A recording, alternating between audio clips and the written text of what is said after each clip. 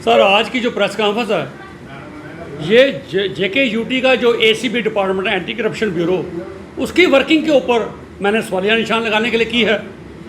आज से 3 साल पहले मैंने एक प्रेस कॉन्फ्रेंस की थी जिसमें जेम के द्वारा जो परचेजिंग की गई थी उसका मैंने 500 करोड़ के करीब एक अप्रॉक्सीमेटली स्कैम निकाला था जो डायरेक्टरेट ऑफ हेल्थ सर्विसेज का था, और उसके बाद कुछ 2 डिपार्टमेंट रूरल डेवलपमेंट डिपार्टमेंट निकले थे। हेल्थ सर्विसेज में मैंने जो मशीनरी अल्ट्रासाउंड मशीन हेल्थ ने परचेज की थी 13,30,000 की, मैंने वही मशीन की कोटेशन जब ली, मुझे वो कोटेशन मिली 9,90,000 की। ऐसे कंपैटिबल कार्ट्रिज की कोटेशन थी, बहुत फ़र्क था। पेन ड्राइव्स की थी, फर्नीचर था, माइक्रोस्कोप थी, बहुत सा सामान ऐसा था जो जेम के थ्रू परचेज किया गया डायरेक्टरेट ऑफ हेल्थ सर्विसेज में। उसमें बहुत बड़ा क्रिमिनल मिसकंडक्ट हुआ। जब मैंने प्रेस कॉन्फ्रेंस की तो मेरी प्रेस कॉन्फ्रेंस 30/4 को हुई। 30/4 की मेरी प्रेस कॉन्फ्रेंस के बाद एक्सेल्सर के फ्रंट जब पेज में मेरी खबर आई तो ACB वालों ने ये एक अलर्ट नोट जारी किया। उसमें लिखा भाई बलविंदर सिंह ने जो प्रेस कॉन्फ्रेंस की है, हमने एक्सेल्सर की क्लिपिंग ली है और उसके ऊपर जो इन्होंने एक GS घुमन है, AIG पॉलिसी ACB की थे, उनके द्वारा एक कमेटी बनाई गई ये चेक करने के लिए कि भाई जो एलिगेशन बलविंदर सिंह ने जेम की परचेजिंग पर लगाए हैं वो कितने दुरुस्त हैं। और जब उन्होंने अलर्ट नोट 3 महीने के बाद निकाला, 11 पेज का अलर्ट नोट निकाला, उन्होंने कहा कि बिल्कुल जो जो एलिगेशन बलविंदर सिंह ने लगाए हैं वो ग्राउंड पे बिल्कुल एग्जैक्ट पाए गए। लेकिन अफसोस ये हुआ कि इन्होंने ना तो उन लोगों के ऊपर पर्चा लगाया, FIR रजिस्टर किया, सिर्फ ये लिख दिया भाई वेंडर के थ्रू जो पैसा स्टेट एक्सचेकर को लॉस हुआ है that should be recovered from the vendor.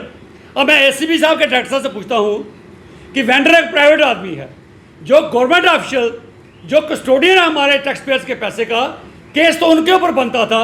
Vendor private आदमी है, उसने मुझे कोटेशन दी 9,90,000 की, आपके गवर्नमेंट ऑफिशियल ने वही चीज़ 9,90,000 की 13,30,000 में खरीदी।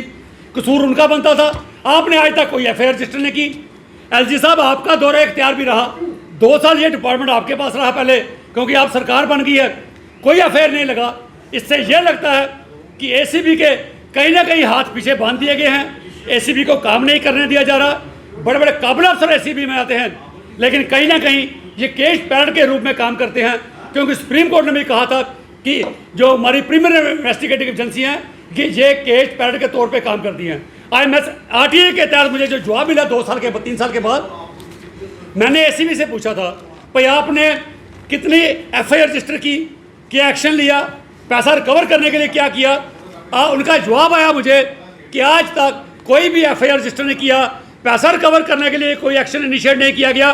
सो मेरी दरख्वास्त है, अब ये डिपार्टमेंट जो GAD के अंदर पड़ता है ACB, वो उमर साहब के अंदर है। उमर साहब, जेम के बारे में मेरी आपसे पहले भी 1-to-1 बात हुई है। मैंने आपको ये कहा है कि जेम बहुत बड़ा फ्रॉड है।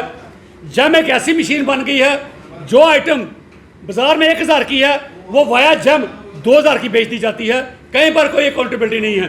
सो जेम के ऊपर एक ऑडिट टीम कंस्टिट्यूट की जाए, इसका ऑडिट करवाया जाए, और जिन लोगों ने ये क्रिमिनल मिसकंडक्ट किया है, जो इस केस में जिनके ऊपर ये अलर्ट नोट है, उनके ऊपर FIR रजिस्टर की जाए, वरना इस ACB के ऑफिस का कोई फंक्शन नहीं रहेगा।